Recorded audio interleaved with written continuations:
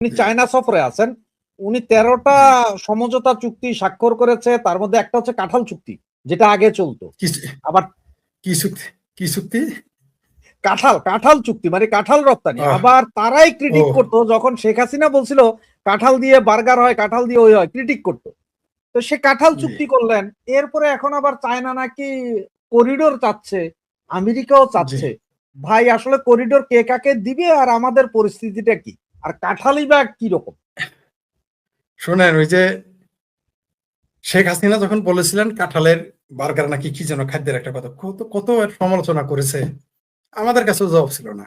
আমরা পক্ষে থাকলেও এই কথা জবাব ছিল না। কিন্তু এখন সংসদে এগুলো বলে, এখন এই মুসলেখা সরকার ওইটা বলে যে কাঁঠালের বার্গার, কাঁঠাল খাওয়া যাবে, এই তরকারি হবে, এই রেসিপি হবে, তারাও এগুলো বলে। অর্থাৎ জননেত্রী শেখ হাসিনা যেগুলো করতে চেয়েছেন, বলেছেন, সেগুলোই তারা রিপোর্ট। যেখানে এর আগে কি বলেছিল, পদ্মা ব্রিজ যদি হয় সেটা নাকি দেশের ক্ষতি হবে। কিন্তু এখন কিন্তু তারা দ্বিতীয় পদ্মা ব্রিজ আবার বানাইতেছে। কারণ এই জন্য বানাইতেছে, কামাই তো করতে হবে। তারা ভাবছে পদ্মা ব্রিজ বানাইলেই টাকা, তাদের ভাষায় তো বিলিয়ন বিলিয়ন ডলার চুরি করা যায়। অলরেডি তারা এটার প্রস্তাবনা দেখার জন্য নাকি কয়েক কোটি টাকা খরচ করে ফেলছে। আচ্ছা, একটাই তুমি সামলাইতে পারো না, তুমি তার ব্রিজের নিচ থেকে মাটি খুঁড়ে নিয়ে নিতেছো, আর একটা দ্বিতীয় পদ্মা ব্রিজ কেন দরকার? মানে এদের সহ্য হচ্ছে না। আচ্ছা যাক, ভালো কথা, বানাক। দ্বিতীয় পদ্মা ব্রিজ বানালে আমরা একটা দিয়ে যাবো আর একটা দিয়ে আসবো বরিশাল, কোনো সমস্যা নেই।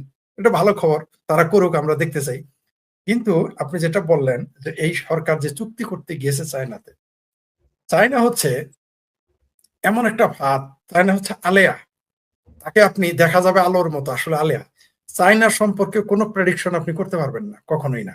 কেননা কারণ তাদের প্রেস, তাদের মিডিয়া সরাসরি শতভাগ, পৃথিবীতে একটা স্টেট আছে, সরি দুইটা স্টেট, একটা হলো উত্তর কোরিয়া, কিউবা, তিনটা, আর হলো আপনার এই চায়না। এই তিনটা বা আরো দুই একটা থাকতে পারে।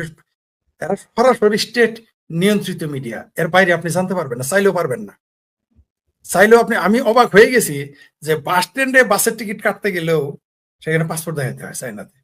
এবং তাদের বাস স্ট্যান্ড গুলো, আমি অবাক হয়ে গেছি চায়নাতে, যে তাদের বাস স্ট্যান্ড গুলো মনে হয় যে একরকম এয়ারপোর্টের মতো তারা, মানে কি বলে, নিরাপত্তা তদারকি করে। আপনি কল্পনাই করতে পারবেন না।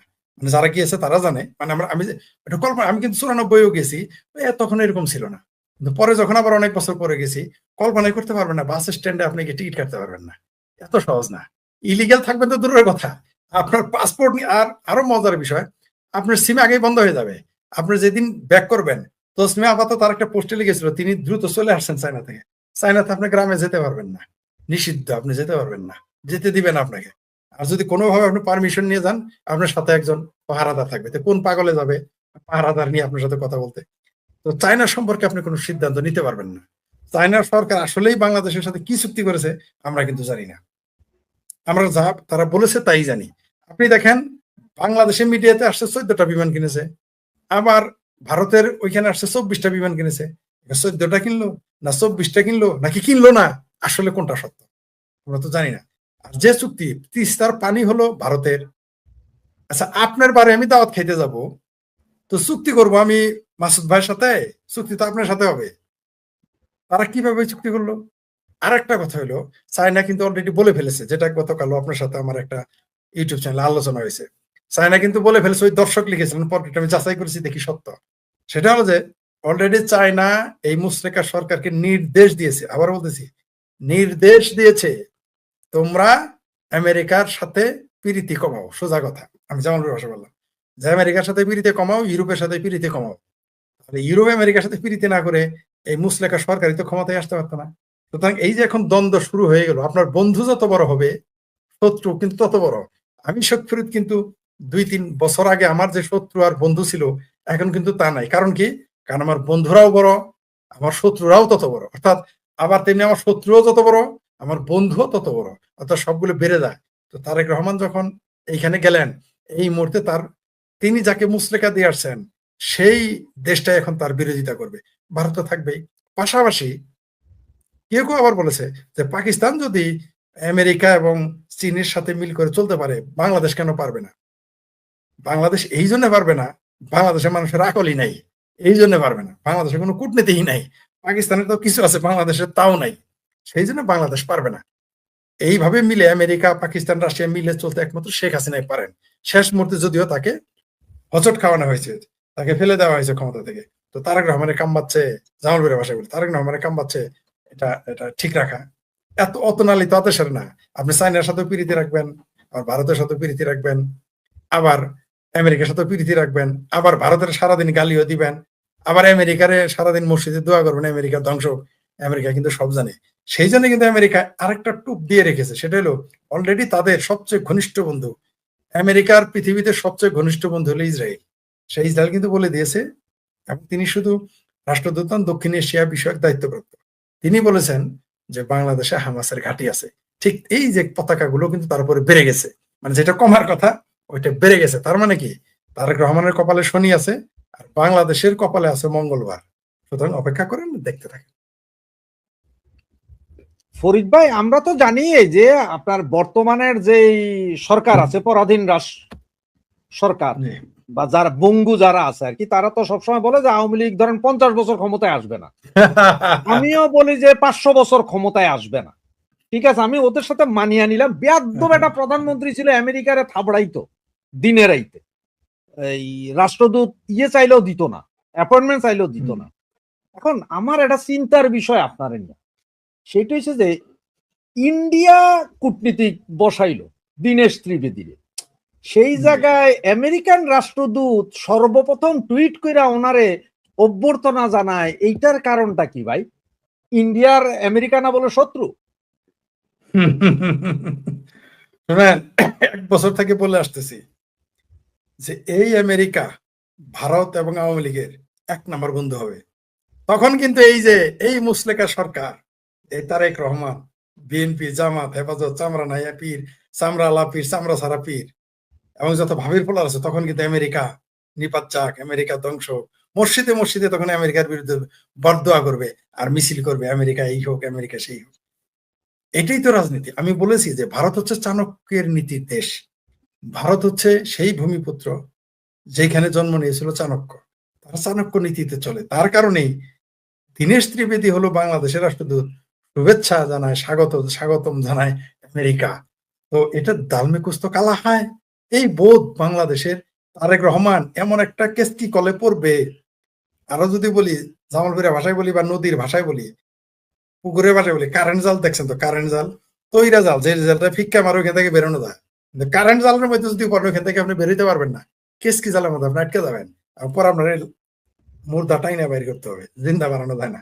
তো এই তারেক রহমান কারেন্ট জালের মধ্যে পড়ে গেছে, সোজা কথা কেস্কি কলে পড়ে গেছে বা ফাটা বাঁশের সিপাই পড়ে গেছে, সে বুঝতেই পারতেছে না। আপনি খেয়াল করেছেন এই মুহূর্তে ভারত কিন্তু তাদের টুরিস্ট ভিসা দিয়ে ঘোষণা দিয়েছে 28 তারিখ থেকে দিবে, মানে আর কয়েকদিন পরে। দীনেশ ত্রিবেদীকে কি করলো, তাকে মন্ত্রীর পদমর্যাদা দিল।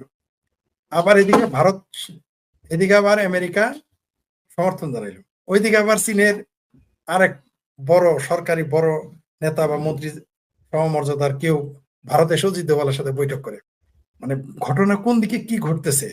এইদিকে আমেরিকা চেয়েছিল করিডোর, নাম দিয়েছিল মানে কি সহযোগিতামূলক করিডোর। চায়না সরাসরি করিডোর চেয়েছে, চায়নারে যদি করিডোর দেয় আমেরিকা বসে থাকবে? আবার আমেরিকারও যদি দেয় ভারত আর চায়না বসে থাকবে? তারেক রহমান এমন কেস কি করলে, চীন যে গিয়েছে তার অবস্থা কিন্তু খারাপ হয়ে যায়। আমরা সর্বশেষও দেখেছি, আবারও খুব শীঘ্রই দেখবো। আর ভারতকে আরেকটা জিনিস বলি, ভারতের কিছু নীতি আমারও পছন্দের না। এরা এত স্লো, মনে হয় হোমিও ওষুধ দেয় যে 40 দিন পরে কাজ করবে, কিন্তু কাজটা কিন্তু করে। তারা এমন ডোজ দিয়ে দেয়। দেখেন পাকিস্তানকে বিনা যুদ্ধে, কোনো বিমান হামলা নাই, বোম ফোটানো নাই, গুলি নাই, একটা বুলেট খরচ নাই, পাকিস্তানকে সারা পৃথিবীতে ভিকারিস্তান নামে একটা দেশকেই চিনে, সেটা হলো পাকিস্তান। কি কাজটাই করে দিয়েছে। তাহলে ভারত যখন বাংলাদেশকে নিয়ে কিন্তু খেলা শুরু করে নাই, শুধু ওই যে পুশ ইন নিয়ে, পুশ ব্যাক নিয়ে একটু দুষ্টামি করেছে ভারত। তাতে কিন্তু বাংলাদেশের, আমিও প্রথমে ভাবতাম যে ভারত কিছু বলে না, কেন আমার রাগ উঠেছে। কালকেও আমি একটা পোস্ট দিয়েছি ভারতের উপর রাগ করে, মানে অন্যরকম ভাবে। আমাকে ভারত থেকে কয়েকজন বয়স্ক মানুষ আমাকে, এবং তারা বিজ্ঞ মানুষ, গবেষক, প্রত্যেকের বয়স 75-এর উপরে, 80-র কাছাকাছি। তারা আগে বললো, তুমি পোস্ট দিয়েছো আমরা বুঝেছি, ওরা ভারতকে নিয়ে দিয়েছে, কিন্তু ভারতকে তুমি বুঝবা না, তুমি ভারত সম্পর্কে অনেক বেশি জানো। আমাকে ওই লোকগুলো আবার ভারত গবেষক মনে করে, মানে সেই বিজ্ঞ ব্যক্তিগুলো তাদের সাথে আমার আলোচনা হয়, তখন তারা বলে তুমি তো ভারত গবেষক হয়ে গেছো, আমরা তো ভারত সম্পর্কে এত কিছু জানি না। উনি বললো, সরি আজকে সকালে বলেছে, রাতে না, সকালে মানে তো 11টার পরে, বললো যে ভারত কি করবে সেটা তুমি ফাইনালি জানতে পারবা না। ভারত এমন ভাবে এগোবে, যদি মনে যেমন মাকড়সার কয় পা, আমি বললাম 8 পা নাকি কত পা, কয় রকম তুমি 2 পা আলা মানুষ হয়ে তাকে নিয়ে চিন্তা করতে পারো না। ভারত, ভারতের শত্রু বাংলাদেশ, ভারত বাংলাদেশকে শত্রুই মনে করে না, কারণ জানে তার কিছুই করতে পারবে না, কিন্তু ট্র্যাপে পা দিবে না। আমি বলেছি যে ভিসা কেন দিল স্যার? উনি বললেন না, ভিসাটা দেওয়া এটা একটা টোপ। বলে যে তুমি যে ক্ষোভটা দেখাচ্ছ যে ভিসাটা দেওয়া তো আমি বলেছি এই যে দেখেন বাংলাদেশি লোক আপনাদের বলতেছে আপনারা নাকি ভয় পেয়ে গেছেন, আপনারা নাকি না খায় মরবেন, এই জন্য আপনারা ভিসা দিয়েছেন বাংলাদেশকে। বললো এটা আমাদের একটা টোপ। বর্ষি কয় তুমি যখন মাছ মেরেছো কখন, মাছ শিকার করেছো? জি, আমি তো মাছেরই লোক। বললো যে মাছ শিকার করতে একটা টোপ দিতে হয়, অথবা সুন্দরবনে বাঘ ধরতে গেলে তুমি দেখবা সেখানে কোনো একটা প্রাণী রাখতে হয়। এই ভিসাটা হলো একটা টোপ ভারত সরকারের। বলে আপনি কেমনি বুঝলেন? এটা আমার অনুমান। তুমি যেমন অনুমান করে বলো আমার অনুমান। বলে যে এটা তাদের টোপ, এটা তারা দেখতেছে কি করে। পাশাপাশি তারা দেখে নিল বাংলাদেশ কত উজাইতে পারে। বাংলাদেশ চরম পর্যায়ে উজায়, মানে আমাদের ভাষায় বললো, মানে সে অন্য ভাষা বলছে, মানে বুঝে গেল যে বাংলাদেশ কত উজাইতে পারে, ওই শব্দটা ইংরেজি ইউজ করেছে। বলে যে কত উজাইতে পারে আমরা তা দেখতেছি, ভারত সরকার তা দেখতেছি। প্রথমে বলেছিল আমরা, বলে আবার কথা ঘুরে ফেলে বলে যে ভারত সরকার এগুলো অবজার্ভ করতেছে। তোমার মতো ইউটিউবারের কথা যদি ভারত সরকার শুনে থাকে, তাহলে তারা এত চিৎকার চেঁচামেচি সারাদিন ভারত ভাঙতে চায়, 7 সিস্টার খাইতে চাও, এইভাবে বলতেছে তোমরা 7 সিস্টার খাইতে চাও, তোমরা আমাদের কলকাতা নিয়ে নিতে চাও, তোমরা আমাদের দিল্লি নিয়ে দিতে চাও, তোমরা আমাদের আসাম নিয়ে নিতে চাও, তোমরা আমাদের বিহার নিয়ে যেতে চাও।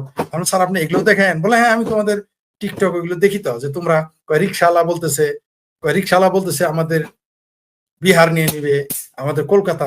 বিহারের লোকগুলোই যদি শুধু ভারতের সাথে বিদ্রোহ, বাংলাদেশের সাথে বিদ্রোহ করে, শুধু এক প্রদেশ বিহারের লোক পাঠিয়ে দিলে, বিহারের পুলিশ, বিহারের যে যারা যে শক্তি আমাদের আছে, এদের যদি শুধু বাংলাদেশ পৃথিবীর মানচিত্রে থাকে না।